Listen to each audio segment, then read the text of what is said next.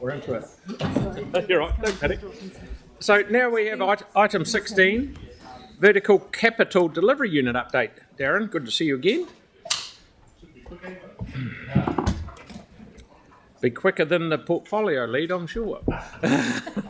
Just saying. And a damn sight more interesting. So. I was only joking. I was only doing so you could hear. Right, fire away, mate.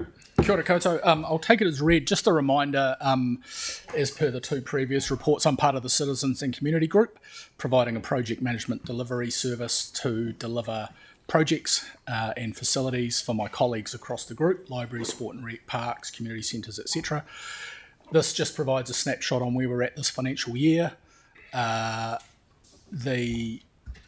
bulk of which is usually covered in the PMO's monthly F&P report as well. So it's a summary of that. We're also increasingly, which is good, being called upon through other parts of the organisation to provide project management support. So we've picked up the delivery of the Enlivened Spaces projects to help our colleagues there with delivery. We're providing project support, coordinating pan-council efforts on the Grasmere Estates project. So vertical capital delivery, as the name says, but increasingly providing more of a project support role across the business. Happy to take questions. Okay, Celeste, please, thank you.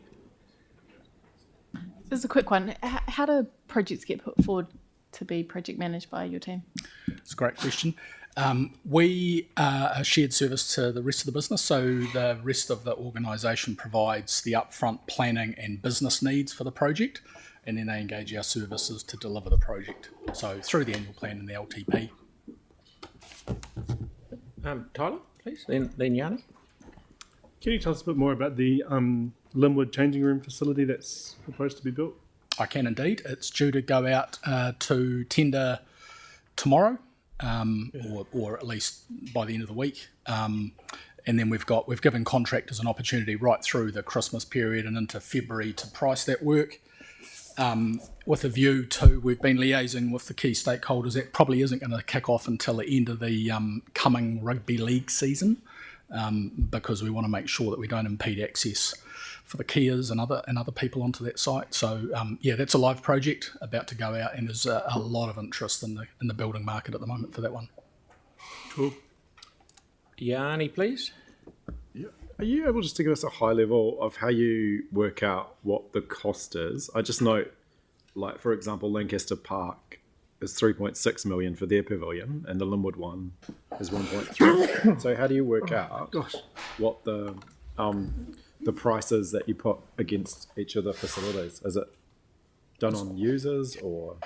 That's a great question. So the science we bring to that would take on board all the projects we've done before. We work hand in glove with our colleagues within the group to try and establish in the early planning piece, the size, the scale, the key users, the facility, what it might look like, some square metre rates, and we use that to allow our colleagues to build up the cost within both annual plan and LTP. So the budgets, by the time they get to us, have had a little bit of thinking in terms of what delivery might look like.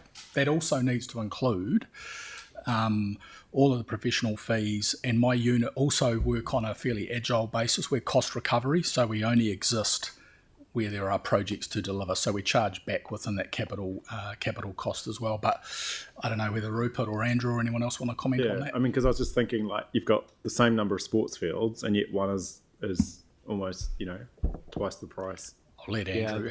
They're not apples for apples. There's actually a community facility being built at Lancaster Park as well. It's not just the change facilities. The change facilities are very similar, and on both locations, and almost identical in terms of services provided to the Littleton one as well. Cool, thanks. Pauline. Thanks, Darren. I'm just wondering about Cathedral Square. So where are we at with that, with the Square and Surrounds projects? You've got it in there in the planning phase still? Yeah, so that's one where my team are providing a resource to coordinate the whole of council approach. So we've got various parts of council involved in that project. At the moment, the project is, so it's sitting on a phase we call planning. We've finished our main delivery works now. We've done the works along the Worcester Boulevard to connect through the new Regency building. And we're just starting to look at what other planning opportunities there might be within the square. So we're limiting any expenditure just to sort of investigation works again. There's a number of moving parts, as I guess you know, in terms of future of the cathedral, the private development parts. We work with case managers to look at what future opportunities are, and also Lynette's team in terms of planning and network transport opportunities too. So it's sort of back to the, to use a phrase, back to the drawing board at the moment. So we're not committed to really any capital works probably in the next financial year till things start settling down a bit more. Could substitute that money for Bromley. Yeah, thank you. All good. Mark, please. Circling back to the Linwood Park changing facilities, Yes. I gather there would have been good conversations with the league club that is based at that park to have discussions around the potential for any club rooms or anything like that, because it sticks out as a site that doesn't have club rooms for the local club. Yeah, Rupert and Andrew led some of that early conversation around those conversations and things. Is that right, Andrew? Yeah, so it goes back a long way, a bit before Rupert's time, but there's been ongoing conversations with the Kias. They're still committed to, and there's space allocated for them to develop a facility if they wish to. But the club itself is still debating the best utilisation of the capital that they hold post-earthquake. Excellent, thank you. Cal? Yeah, my question is just around that Akaroa Wharf renewal. Nearly 27 million. How much contingency is built into that, or is it not financially prudent to say so? I don't actually know the exact percentage right now, so I'm not going to comment if that's all right. Yeah, it's actually, in hindsight, it's probably a good idea not to. Thank you. And Darren, while you're on it, with Akaroa Wharf renewal, the 26 mil, does that include the work that's been done on Drummond's and Daly's as well, or are they on top of that?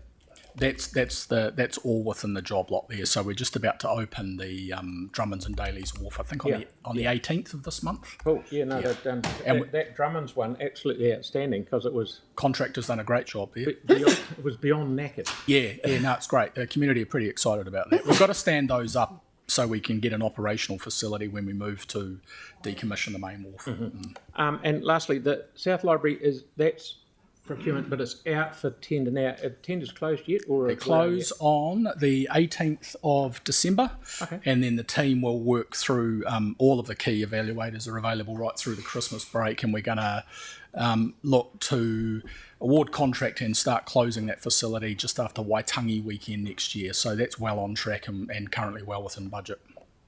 Until you get the price.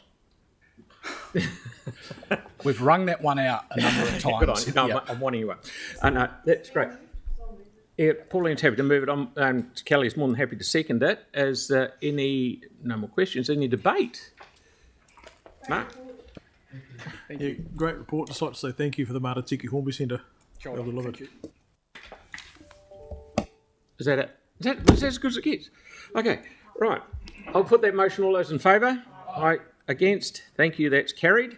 Now we have number 17. We have Councillor Ty.